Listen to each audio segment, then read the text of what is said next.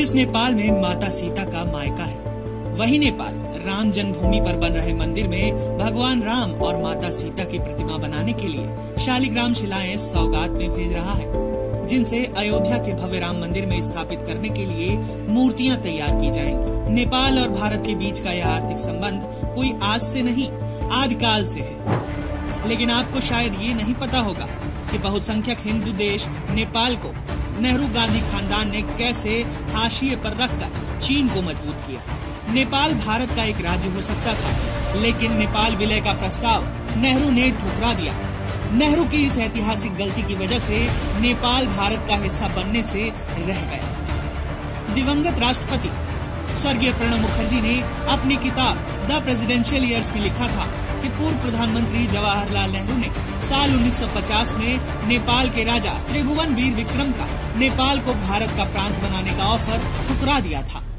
शायद नेहरू उस वक्त नोबेल प्राइज का ख्वाब देखने में देश के रणनीतिक फायदे और सुरक्षा को भूल गए कि इससे चीन नेपाल की चोटियों पर बैठकर हमारी ओर नहीं देख पाएगा। हिंदी चीनी भाई भाई का नारा देते रहे और चीन ने धीरे धीरे नेपाल पर अपना दबाव बना लिया।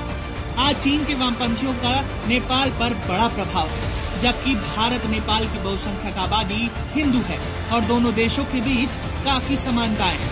लेकिन नेहरू ने विलय का प्रस्ताव ठुकराकर नेपाल को परिवार से पड़ोसी बना दिया। नेहरू की गलती। जम्मू कश्मीर पर धारा 370 थोप देने से लेकर पीओके और अक्साई चिन्ह गंवा देना और संयुक्त राष्ट्र की स्थायी सदस्यता चीन को दान कर रणनीतिक फायदा उठाने की बजाय देश को ही पीछे धकेल दिया, तो वहीं नाती राजीव गांधी ने भी नेपाल के साथ दूरियां बढ़ाने में कोई कसर नहीं छोड़ी।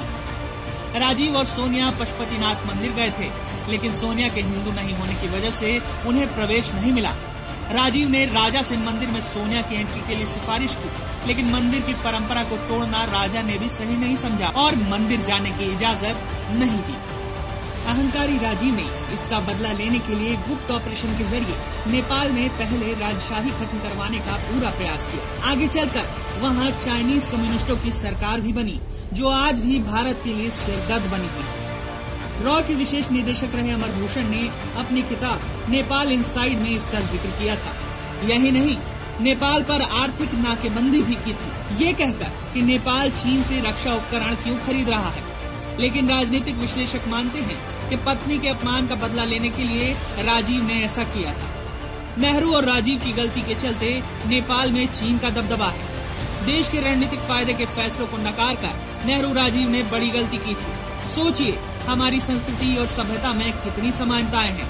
दोनों देशों की बहुसंख्यक आबादी हिंदू है और हिंदू राष्ट्र बनाने की मांग भी उठती रही है। यदि नेपाल भारत का हिस्सा होता तो भारत को भौगोलिक लाभ मिलता, लेकिन नेहरू गांधी खानदान की गलतियों की कीमत आज भी देश भुगत रहा है। जिस नेपाल का राजीव ने अपमान किया था, वही सैकड़ों साल के इंतजार के बाद बन रहे राम मंदिर के लिए शिलाएं भेज रहा है, क्योंकि मोदी सरकार ने नेपालियों का सम्मान लौटाया है। भूकंप के दौरान सबसे पहले मदद पहुंचाई थी, महामारी के दौरान सहायता पहुंचाई थी। इसलिए फिर नेपाल भारत को अपना बड़ा भाई मानने लगा है और भेंट स्वरूप शालिग्राम शिलाएं भेज रहा है।